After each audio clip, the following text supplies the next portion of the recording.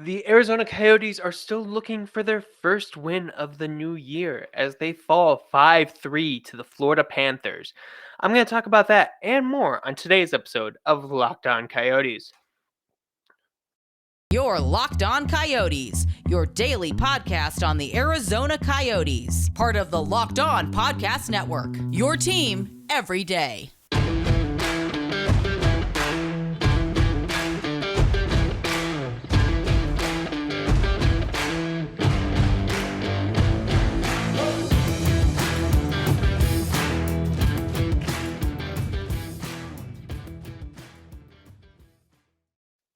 Hello, everybody. Welcome to today's episode of Locked On Coyotes. We'll start off by saying thank you for making Locked On Coyotes your first listen every day. We are free and available wherever you get your podcasts, including on YouTube. I'm your host, Carl Pavlock. Just going to be me for today's episode as I break down last night's 5-3 loss to the Florida Panthers. Unfortunately, Robin was working, so just going to be me. Really wanted to talk about this game, though, because it was a rough one. The and it was a rough one in a lot of interesting ways. I am used to the Arizona Coyotes losing games. This is the second tank season I've covered. And by that, I mean this is the second tank I've covered, not only the second season of this tank.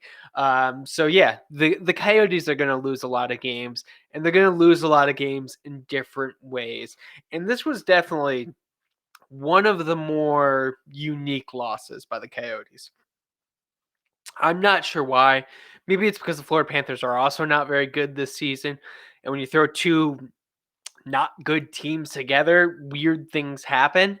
Um, but yeah, it was definitely one that, you know, I feel like the Coyotes are going to want back. There are plenty of games where you're just going to be outworked, outplayed, outmatched, and nothing really you could do with that one. You can burn the tape and just move on.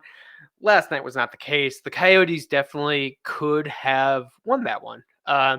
They made a lot of little mistakes, and the Florida Panthers capitalized on those mistakes. And we saw that first and foremost with the first goal of the game. Matthew Tkachuk, 69 seconds in, nice, lit the lamp for the Florida Panthers off of a turnover. And there was definitely a lot of that. The Arizona Coyotes had way too many defensive zone turnovers. They couldn't clear the zone in a lot of situations. It was really rough to kind of watch. Same thing happened 10 minutes later with Eric Stahl's goal. And that kind of slow start is something that I had hoped the Coyotes had kind of put behind them. Uh, I mean, thankfully they're no longer doing that thing that they were doing last season, where they give up 3 goals in the course of 8 minutes. But an early goal like that off of a turnover is just not what you want to see. It really sets the pace for what is going to be a bad game. And I'm going to be honest, I don't think the Melka was all that great on either goal. Like the Stahl one, short side, like just kind of squeaked in. When I first saw it, I thought it may have been a deflection, but now it looks like it was all Stahl. Good for Eric Stahl getting 2 goals in the night.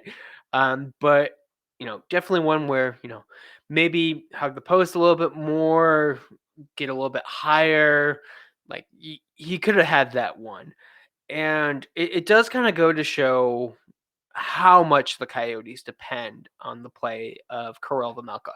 He is such an important piece of this team right now. Where if he is not in his game, we are likely going to see issues with the Coyotes. And I don't even think he was horrible last night. He just wasn't as good as he could be. He set a very high standard for himself this season, and he wasn't there. And we kind of saw what happened. when you give up 5 goals in a game, I'm sorry, it's just not great. Especially like one of the few games where the Coyotes get some offense. They score 3, but they didn't necessarily get the goaltending that they need to. And of course, as I said, there was defensive zone lapses immediately before those goals, but still, it was a rough start, and we have seen Vejmelka kind of overcome the defensive lapses. Like he plays great, even when the team in front of him is not playing well. He can definitely steal games in a way that we kind of need him to. Like if you're the Coyotes, you need a goaltender who can steal a couple games for you because the team in front of them is not going to do it. And this was it was a mixed bag on the team in front of him. Like I'm never going to like poo poo a 3-goal night for the Coyotes, especially after seeing them like struggle to score a single goal or hit that 3-goal mark. It's just kind of a shame that it was a rough night all around, and it was a rough night where, like I said, the Panthers were really able to take advantage of it. We know that the Coyotes are going to be doing a lot of shipping players out. Um, as the trade deadline approaches, as the All-Star break approaches, like they're going to be moving. We're probably going to see Shane Gostisbehere gone. We're going to see Jacob Chikrin gone, but Karel Vejmelka's name is getting thrown around a lot. And personally, I don't know what his return is going to be. I don't think it's worth it. But if we see Vejmelka get traded, we are going to see like just a big drop in this team's play because it is. He's such an important piece, and like you can tell, like a game where he is slightly off, like not even horrible, just slightly off, um, is one that the team can't win. Anyways, I'm gonna keep breaking down the game, but first, I do have a quick message from our sponsors at BetOnline. BetOnline.net is your number one source for sports betting information, stats, news, and analysis. It's where you can get the latest odds and trends for every professional and amateur league out there, from pro football to college bowl season to basketball and the World Cup and hockey. They've got it all on betonline.net.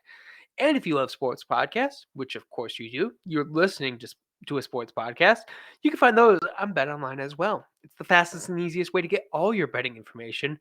It's why when we are doing previews for episodes, we always go to BetOnline. So head over to the website today or use your mobile device to learn more. BetOnline, where the game starts. And we're back.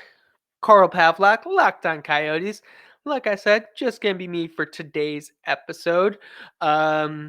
Breaking down last night's 5-3 loss to the Florida Panthers, a team that's not very good. The Panthers, they kind of went big in the offseason, but they are not getting the results that they need. They beat the Coyotes, but that's not saying all that much. Most teams should be expected to beat the Coyotes, unless you're the Toronto Maple Leafs. But yeah, it is what it is. Their biggest acquisition, Matthew Tkachuk, is definitely paying off. Like I said, he had the first goal 69 seconds in. He ended up getting a hat trick with a goal on the power play and a 5-on-5 goal in the second period. The second period was not a good one for the Coyotes. He has 20 on the season, so Matthew Tkachuk is doing everything he needs to. But the Panthers as a whole are not gelling for whatever reason. And we did see that. Like the second period was definitely an interesting one, and it was something that, I briefly liked how they played for like 10 minutes. The Coyotes, like after going down 2-0, we saw them start to kind of push in the latter half of the first, which is great. I love that about the Coyotes. I love that they will not go down without a fight. And we saw that with Jacob Chikrin getting a goal. Like with 3 seconds left in the first period. Beautiful setup from Clayton Keller, who found a streaking Chikrin. Great goal. Definitely recommend watching it. And they carried that momentum in to the second. And just over 5 minutes in, Clayton Keller gets his 14th goal of the season with a really nifty backhand through traffic. Definitely recommend go and find that goal because it was a nice one. Clayton Keller is definitely doing a lot more playmaking this season than goal scoring, but he has still got he's still got it. We are still well within Keller having a 30 goal season. He may very well have an 80-point season. I'm not sure if he's still on track for that, but he is definitely playing some of his best hockey. You'll love to see that. Unfortunately, second Kachuk goal happens midway through that second period, but again, something I really like about the Coyotes lately, they did have a push after that. So Nick Bjugstad gets his 10th goal of the season, just over 3 minutes after Kachuk. Nick Bjugstad, I do not think is getting nearly enough credit. He is on a 4-game point streak with goals in his last 3. He has 5 points in his last 4 games, which is just phenomenal for a guy who is making less than $1 million. Craig Morgan of PHNX has a really good article about whether or not the Coyotes should move Nick Bjugstad or if they're going to move Nick Bjugstad. I don't think he really makes a determination of that. And I do think it all kind of depends on where Bjugstad is at. The team definitely needs support players. They need players like Nick Bjugstad in the coming years. And you do kind of hope that the rebuild is going to take a turn, and the Coyotes are going to be a little bit competitive next season, and certainly competitive the season after. So if Bjugstad is willing to sign like a team friendly deal for 2 to 3 years, I say hold on to him. If his camp's not necessarily interested in that, definitely look into moving him. If you know another GM calls and says, "Hey, we're gonna give you 2 second-round picks for Bugstad," maybe move him. And that's kind of one of the reasons I can't make a determination. No one in the media knows how the team should handle Nick Bjugstad because we don't know where his camp is at. We don't know what the market for him is, especially a player with a very friendly contract who's doing really well. Like you can kind of expect him to, be a good target. If you're a competitor, you don't have a lot of cap space. Maybe take a chance on Nick Bjugstad. Anyways, that was kind of it for the Coyotes scoring. Bjugstad got his 10th, 13 minutes and 59 seconds into the second period, and that was all she wrote for Coyotes offense. Eric Stahl got a second goal, and like I said, Matthew Tkachuk got his 20th. That came on a power play, Panthers' first power play, which was after Nick Cousins really sold a high sticking call on Vejmelka. I'm not saying the stick didn't touch him. It definitely did. I don't know why he had his stick up like that. Seemed like it was careless on Vejmelka. But the Bally Sports Arizona had a really excellent shot of just Cousins like on the bench, very serious after he gets after the call, and then he just cracks a smile, and you're like, he knows exactly what he did. But yeah, that was it for the second period, and that was it for the game. There was no goals in the third. The Coyotes had another chance with the power play, but couldn't make it happen. Real quick though, as we start to finish things up, I do want to thank you again for making Locked On Coyotes your first listen every day. And I want to make sure you check out Locked On NHL Prospects. It's your daily podcast covering the next generation of hockey superstars leading up to the NHL draft, plus NHL draft rankings, top prospect comparisons for every team. Locked On NHL podcasts or prospects is available on YouTube and wherever you get your podcasts. And we're back. Carl Pavlak, Locked On Coyotes. Um, just kind of want to talk about where we go from here because the Coyotes are on a 4-game road trip. It's half over. They've yet to win a game in 2023, which, it's been 2, so it's not the worst thing in the world. Coyotes could probably stand to lose a couple of games. But losses like these are not good for a team's confidence, not good for the mental stage.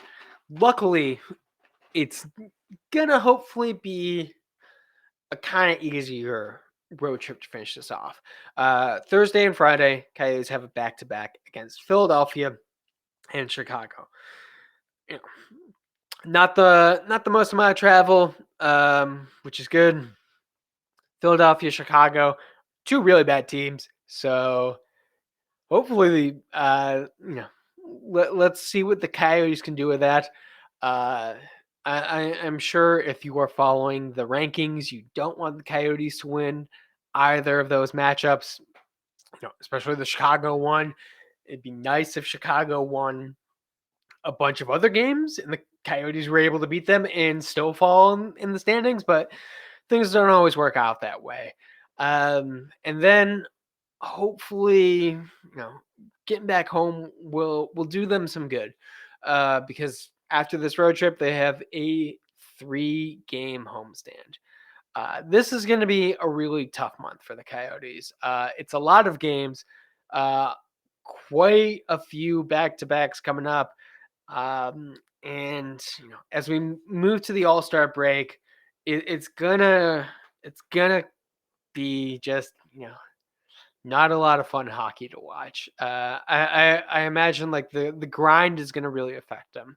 I think playing at home is definitely going to give them the boost. We do see the Coyotes play much better at Mullet Arena than they do on the road, which is great. But in terms of how they've finished the month, I don't have very many high hopes. They could definitely prove me wrong, especially if you're a player like Jacob Chikrin, you're looking to get moved to a competitor, you're going to play as well as you can. As we have seen, Clayton Keller is just going to keep trying to get his best season after missing out on that last season, which is absolutely fine. I want those players to have success, because I know that Clayton Keller and Nick Schmaltz and Jacob Chikrin, even Karel Vejmelka can all have career seasons, and it's not going to do too much for the Coyote standings. Vejmelka is going to have more of an impact on that, but there's a reason hockey's a team sport. Everyone kind of needs to be involved, and they're not going to get that. The roster does not necessarily support that. I do also hope we get some good seasons from and good months from some of the younger players, like Barrett Hayton is definitely playing with a lot more confidence since he scored his first goal of the season, and he didn't get anything in last night's game, but he definitely he came close. He had his opportunities, he had his shots, he just couldn't connect it, which was real kind of you know unfortunate to see. I would love for Hayton to have a big year. I do have hopes of him being a really good second line center for the Coyotes, maybe even third line, but good shutdown defensive center. I liked a lot of what he did. I'd like to see the offense or the defense continue to generate offense.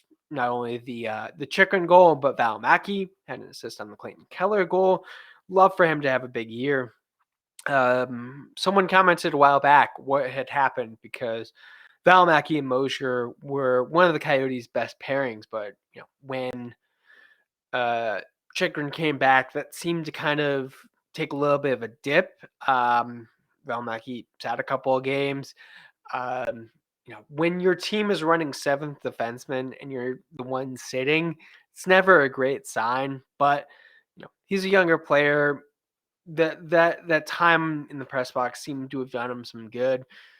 I'd also like to see Carconi have a good showing in his call up. I do think that barring a trade, when Matthias Mancelli returns, Carconi is going to go back to the Roadrunners. But I would like to have him go with a good first impression. I should also mention that Nick Schmaltz returned to the game. He missed the Coyotes' last game against the Tampa Bay Lightning.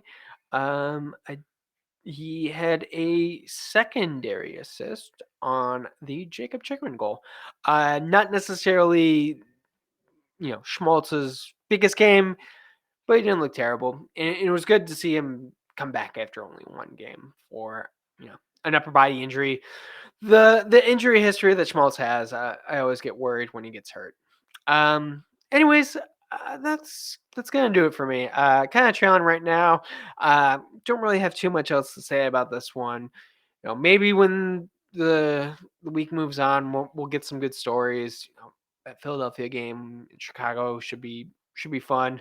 Nice to see the battle of the worst teams in the NHL. Keep that going some more. But I do want to say just one last time, thank you for making Locked On Coyotes your first listen today. And for your second listen, check out Locked On NHL Prospects, your daily podcast covering the next generation of hockey superstars leading up to the NHL draft. Locked On NHL Prospects is available on YouTube and wherever you get your podcasts. Of course, you can get Locked On Coyotes on YouTube and wherever you get your podcasts. You know how podcasts work. They're everywhere. Stitcher, Apple Pod, all of the podcast places. Follow the show on Twitter at LO_Coyotes. We also have Facebook and Instagram. Best place to get my hockey opinions is on the 5 for Howling Twitter page. That's the word 5, number 4, word howling. I did post a recap of last night's game. So if you haven't had a chance to check that out, definitely do so. I do have the Coyotes tweets with all the goal videos. So if you want to see that nifty Clayton Keller backhand, definitely check it out. Otherwise, I do want to thank you so much for taking the time to listen today. Hope you're staying safe out there. Hope you're staying healthy. And don't forget to howl on.